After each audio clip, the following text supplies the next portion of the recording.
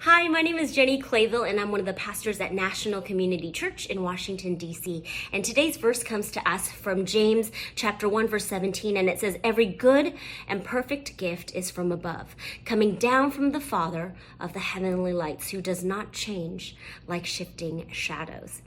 The truth of this passage is overwhelming. Every good and perfect gift comes from him. But how often have we filtered what's good and perfect through our own human lens? My father passed away from pancreatic cancer, and I would say his suffering and death would be anything but good and perfect. But when I zoom out and I look at that whole season through a larger lens of hindsight being 2020, I see the beauty of the good and perfect things sprinkled throughout the grieving and suffering. The time we spent together was full and deep.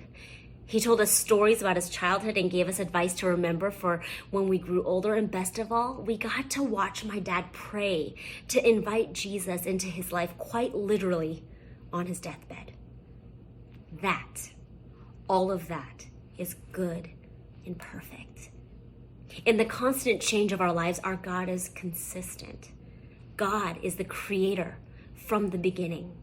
And with the coming of Jesus, God is now recreating the world through his Son and the church.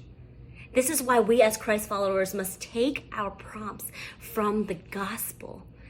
And I think my time here with you would be remiss if I didn't encourage you to read on past this verse, because the next section of this passage calls us to live a life of discernment through faithfulness to the gospel.